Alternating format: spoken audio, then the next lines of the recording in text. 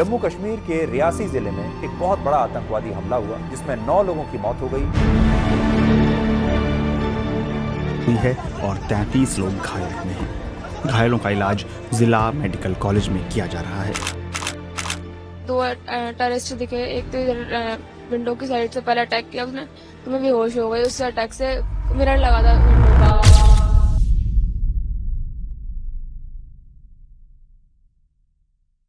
9 जून की शाम 6:15 बजे शिवखोरी से कटरा की ओर जाने वाली 53 पैसेंजर से भरी हुई बस, जिसमें बच्चे, बूढ़े और कई परिवार सफर कर रहे थे। लेकिन उसी रूट के जंगल में छिपकर कुछ आतंकवादी उनका इंतजार गन्स एंड हैंड ग्रेनेड के साथ घात लगा के कर रहे थे। जैसे ही बस उस मोड़ पे आती है, आतंकवादी अंधाधुंध गोलियां चला देते हैं। सबसे पहली गोली 40 वर्षीय ड्राइवर विजय कुमार को लगती है, जिससे बस अनकंट्रोल होकर खाई में गिर जाती है। कोई कुछ समझ या संभाल पाता, इतने में आतंकवादी खाई में गिरी हुई बस पर गोलियां चला के फरार हो जाते हैं। इस हादसे में 9 लोगों की जान चली जाती है, जिसमें 2 साल की किट्टू और 14 साल का अनुराग भी शामिल था। टोटल 41 पैसेंजर्स घायल हुए। Driver and conductor Arun Kumar, जिनकी डेथ बस के खाई में गिरते ही हो गई। ये खबर फैलते ही पूरे देश में अशांति फैल गई। पूरे एरिया में सर्च ऑपरेशन चलाया जाता है। जम्मू एंड कश्मीर पुलिस कुछ ही घंटों में आतंकवादियों की लोकेशन ट्रेस कर लेती है और एक एनकाउंटर भी लॉन्च किया, जिसमें 2 आतंकवादी मारे जाते हैं और एक लोकल स्लीपर सेल को राजौरी डिस्ट्रिक्ट से अरेस्ट किया जाता है। ये लोकल हकामदीन काफी समय से आतंकवादियों से जुड़ा हुआ था और इसी ने इन दोनों को इंसिडेंट का स्पॉट एंड सेफ एग्जिट का प्लान बनाने में हेल्प की थी। हकामदीन ने इंटरोगेशन में बताया कि वो TRF, the resistance force and लश्कर ए तैयबा जैसे आतंकी ग्रुप्स के साथ काम करता था, जिसकी funding Pakistan government and ISI करती है। उन्हीं के ऑर्डर पर हकाम ने इन दोनों को फूड, शेल्टर एंड रूट्स में गाइड किया था। इस अटैक के 9 जून के होने के पीछे कोई कोइंसिडेंस नहीं, बल्कि बहुत बड़ा पॉलिटिकल एजेंडा है, क्योंकि इसी शाम 7:15 पर नरेंद्र मोदी इंडिया के 3rd टाइम प्राइम मिनिस्टर बनने की शपथ लेने वाले थे। इस इवेंट को दुनिया के बड़े लीडर्स और डिप्लोमेट्स ज्वाइन करने आए थे। आतंकियों ने इस डेट और टाइम को इसलिए चुना क्योंकि पूरी दुनिया की नजर इंडियन इलेक्शंस पर थी और वो इसका फायदा उठाकर ये मैसेज दे सके कि कैसे इंडियन गवर्नमेंट के अंदर जम्मू और कश्मीर सेफ नहीं है। जम्मू एंड कश्मीर को आजादी चाहिए, ये फेक नैरेटिव सेट करने की पूरी प्लानिंग कर चुके थे। इस अटैक के पीछे आर्टिकल 370 हटने का कारण हो सकता है, क्योंकि ये आर्टिकल हटने से जम्मू एंड कश्मीर में development, education infrastructure, roads, employment, tourism and internet जैसी सुविधाएं उपलब्ध हुई। इसी वजह से वहाँ के लोगों का माइंडसेट चेंज हो रहा है और लोग पहले जैसे आइसोलेट नहीं हो रहे हैं। लोग अब इजीली मैनिपुलेट नहीं हो सकते और अब पढ़े लिखे लोग रेडिकलाइज थिंकिंग में विश्वास नहीं रखते। ऐसे अटैक्स करके वहाँ के लोकल्स के इकोनॉमिकल एस्पेक्ट्स को टारगेट किया जाता है, ताकि टूरिज्म एंड एजुकेशन का फॉल हो सके और फिर से गरीबी एंड आइसोलेशन का दौर आ जाए, जिसका फायदा ये लोग उठा सके अपने घिनौने कामों के लिए। ऐसे अटैक्स कोई पहली बार नहीं हुए हैं। हिंदू रिलीजियस प्लेसेस हमेशा से आतंकवादियों के निशाने पर रहे हैं। ऐसे अटैक से हिंदूज के मॉरल्स और बिलीफ्स को अफेक्ट करने की हमेशा से कोशिश की गई है, जिनके प्राइम एग्जाम्पल है 1998 हनुमानगढ़ी टेम्पल अयोध्या, जिसमें कुछ स्लीपर सेल्स ने मंदिर के परिसर में बॉम्ब प्लांट किया था, जिसके फटने से पहले एक बंदर ने वायर को अपने मुंह से काट कर बॉम्ब को डिफ्यूज कर दिया। लोग इसको चमत्कार मानते हैं और आज भी उस बंदर की पूजा करते हैं। सिमिलरली 2002 में गुजरात के अक्षरधाम टेम्पल में हुआ था, जिसमें 2 आतंकी व्हाइट कार से उतरकर जैकेट में बॉम्ब एंड गन्स लेकर मंदिर के परिसर में घुसते ही ओपन फायर स्टार्ट कर देते हैं, जिसमें कि 33 लोग मारे जाते हैं और 80 लोग घायल हो जाते हैं। इस अटैक को न्यूट्रलाइज करने के लिए गुजरात गवर्नमेंट ने NSG की हेल्प ली और अगली सुबह ही कमांडोज ने दोनों आतंकियों को मार गिराया।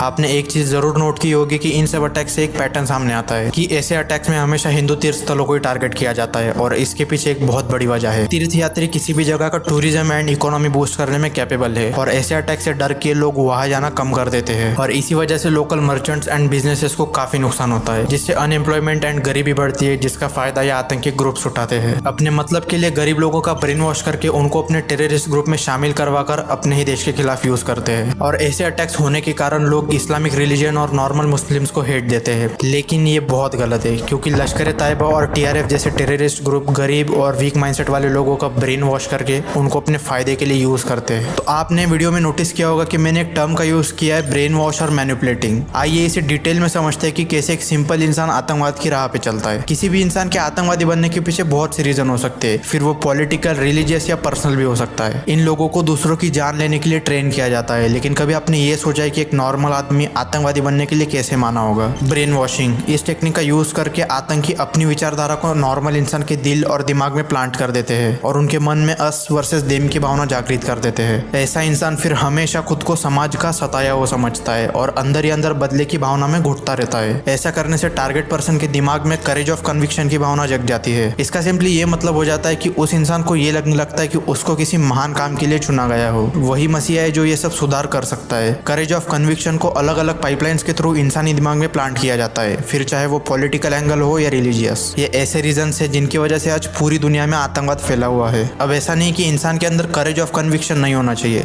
जरूर होना चाहिए, लेकिन उसकी दिशा और डायरेक्शन सही होनी चाहिए। गलत डायरेक्शन की कन्विक्शन आपको हिटलर, ओसामा बिन लादेन और अजमल कसाब जैसे इंसानों में दिख सकता है। और वही दूसरी ओर हमारे देश के कई ऐसे महान व्यक्ति जैसे भगत सिंह, चंद्रशेखर आजाद, मंगल पांडे, जिनकी पॉजिटिव करेज ऑफ कन्विक्शन की वजह से आज इंडिया आजाद है। बॉर्डर पर रक्षा करता हुआ हर सैनिक इसी पॉजिटिव करेज ऑफ कन्विक्शन से पूरे देश की रक्षा अपने जान से भी ज्यादा करता है। एंड में बस इतना ही कहना चाहूंगा कि आप अपना courage of conviction positive direction and समाज और आपके खुद के हित के लिए यूज करें। और एक बात, किसी भी रेडिकलाइज सोच से प्रभावित ना हो, क्योंकि लोग धर्म के नाम पे सिर्फ फायदा उठाते हैं। रियासी अटैक में जिन भी लोगों की जान गई, भगवान उनकी आत्मा को शांति दे और उनके परिवार को हिम्मत दे। And if you like this video, do share it with your friends and family. And ऐसी और वीडियोस के लिए चैनल को सब्सक्राइब करना ना भूले। मिलते हैं नेक्स्ट वीडियो में, तब तक के लिए stay safe, stay healthy and be mind fab.